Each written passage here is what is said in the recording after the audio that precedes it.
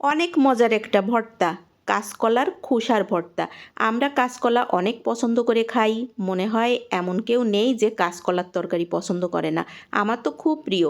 কিন্তু কাঁচকলা আমরা খোসা ছিলে ফেলে দিই, ভিতরের অংশটা দিয়ে তরকারি রান্না করি।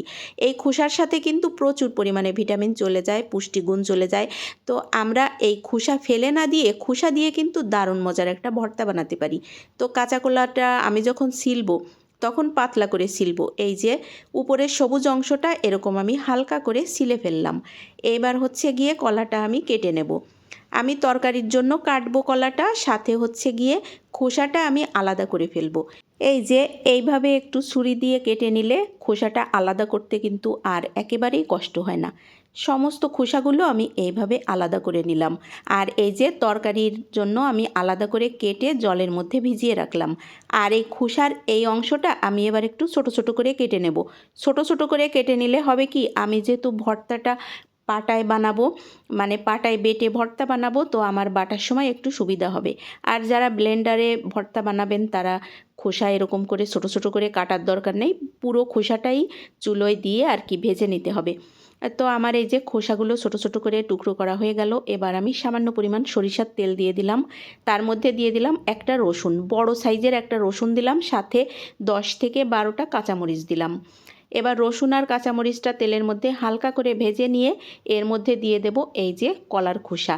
আর কলার খোসা কিন্তু সিদ্ধ হতে খুব বেশি একটা সময় লাগে না, 5 থেকে 6 মিনিট অল্প আঁচে এরকম করে নাড়াচাড়া করে নিলেই কিন্তু কলার খোসাগুলো সিদ্ধ হয়ে যায়। এই যে নাড়াচাড়া করে নিলাম, আর এই পর্যায়ে আমি লবণ দিয়ে দেব। স্বাদ মতো লবণটা আমি এই যে অ্যাড করে দিলাম, পরে আর লবণ দেব না, তাই আন্দাজ করে একবারে আমি দিয়ে দিলাম। আবার একটু নাড়াচাড়া করে নিলাম। আর এবার কিন্তু খোসাগুলো একদমই সিদ্ধ হয়ে গিয়েছে। এবার চলে যাব পাটার কাছে। আর ভর্তা তো পাটায় বানালেই সব থেকে ভালো হয়। অনেকে ব্লেন্ডারে বানাতে পছন্দ করে, আমিও ব্লেন্ডারে বানাই, কিন্তু মাঝে মাঝে মনে হয় যে পাটায় ভর্তা বানায় খাই, ইচ্ছে করে, তাই একটু পাটায় বানাই শখ করে। তো এখানে আমি 2 চা চামচের মতো কালো সরিষা ভিজিয়ে রেখেছিলাম, কালো সরিষাটা নিলাম, তার মধ্যে দিলাম 1 চিমটি লবণ। এবার সরিষাগুলো প্রথমে আমি বেটে নিয়ে তারপরে তার মধ্যে কলার খোসা এই যে এইভাবে মিক্সড করে আর কি বেটে নিলাম।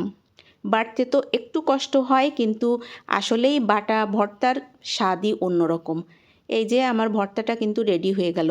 সরিষার ঝাঁঝ, সাথে রসুন, কাঁচামরিচ সব কিছু মিলায়ে এই ভর্তাটার স্বাদ হয় অসাধারণ। তো ভর্তাটার শেষে আমি কিন্তু আবার আর একটুখানি সরিষার তেল অ্যাড করে দিলাম। এর কারণে কিন্তু ঝাঁঝটা আরও বেশি ভালো হলো। আর দারুণ মজার ভর্তা রেডি হয়ে গেল। তৈরি করে খেয়ে দেখবেন, অনেক মজার হয়।